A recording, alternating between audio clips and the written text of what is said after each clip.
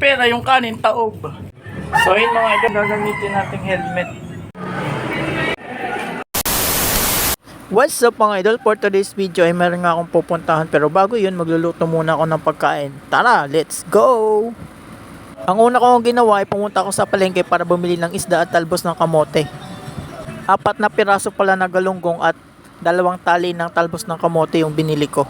At yun nga, nakauwi na ako. Mabilis lang ako na malengke, malapit lang kasi yung palengke sa amin. At pagkadating ko nga sa bahay, nalilito pa ako kung anong unahin ko, pangarap ba or love life. Ang una at first ko palang ginawa ay nagsaing muna ako. Sunod ko naman ginawa ay hinugasan ko na yung isda. Nilinisan at hinugasan na yan dun sa pinagbilhan ko. Dinobol hugas ko lang para sureball ba. Bali peprituin ko lang tong isda kasi yun yung pinakamabilis gawin at ako lang din naman yung kakain. At habang nakasalang yung isda, hinimay ko na rin to yung talbos ng kamote para pag maluto na yung isda, isasalang ko na lang. So ayun, luto na yung isda, kaso nga lang, galing ko talaga magluto, durog.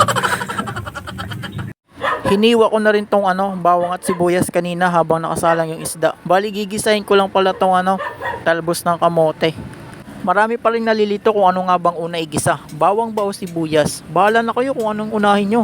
Basta ako, ikaw lang palagi uunahin ko. Ey! Pasikat ka boy, dami mong alam. Ayun na nga, minekas-mekas na natin yung bawang at sibuyas dyan. Sinunod na rin natin yung talbos ng kamote. Nilagyan na rin natin ng pampalasa. Syempre, secret ingredients lang yun. Baka malaman nyo pa yung recipe ko.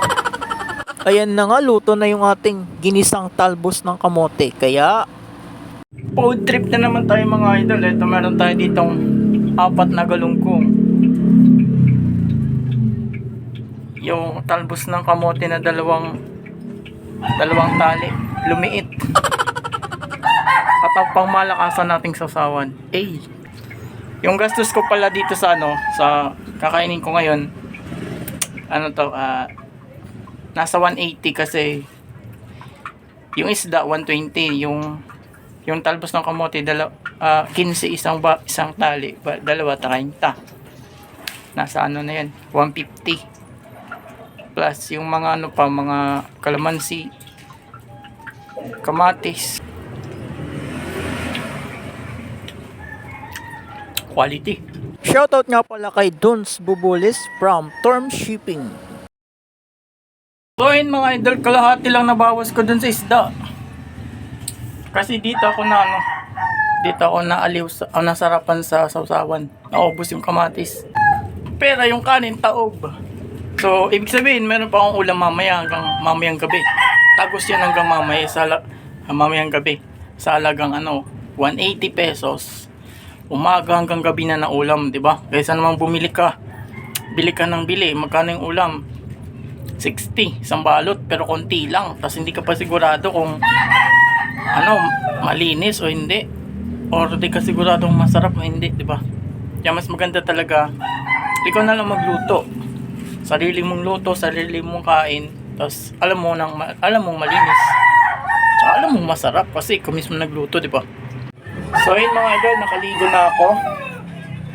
Sa mga nagtatanong kung anong susunod kong steps na gagawin, kaya ako nakabihis ngayon kasi kukuha ko ng NBI clearance kasi isa yun sa requirements papuntang abroad.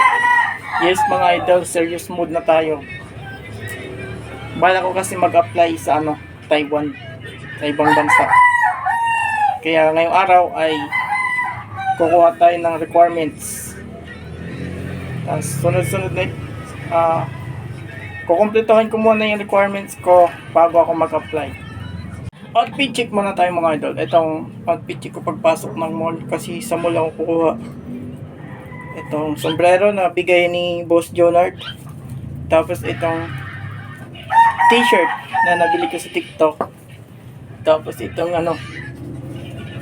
jogger na nabigay sa akin ng ex ko. Hi ex, kumusta ka na?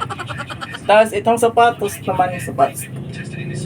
Nabili ko lang to sa katrabaho ko sa Andox dati. Yun. Bali yung concept na ito mga idol, pagpasok mo sa mall, para kang ganyan para kang pupunta ng motor show, diba? Yan yung concept ng outfit check natin ngayon for today's video. So ayun mga idol, palis na tayo. Ito lang muna gagamitin nating helmet para pwede natin siya iwan sa motor. Hindi na tayo magdala-dala sa loob ng mall. Pag ito kasi yung gamitin ko, pag iwan to sa motor, delikado. Baka pagbalik ko wala na yun dun. Kaya yun lang muna. Mahirap kasi magdala-dala sa loob ng mall ng helmet eh. Tapos pipila pa ako sa MBI. Hassle. Mabilis nga lang ako nakarating sa City Mall Anabong. Malapit lang kasi to sa amin. Dito pala ako kukuha ng MBI. Pagpasok ko nga, nagulat ako sa akin nakita kasi sobrang haba ng pila. Buti na lang nakapag-online na ako nung isang araw kaya hindi na ako pipila ng mahaba. Diretso agad ako dito sa may pinaka-office nila. Fast forward tayo mga idol, hindi ako nag-video sa loob. Baka kasi bawal. MBI kasi yan, baka makulong tayo. Ang bilis yung nga lang natapos. Kaso nga lang, kailangan ko pang bumalik sa susunod na araw. Gawa ng mayroon daw hit. Kaya hanggang dito lang muna yung video natin mga idol. Maraming salamat. Tinapos mo yung video na to. Hanggang sa susunod ulit. Bye-bye!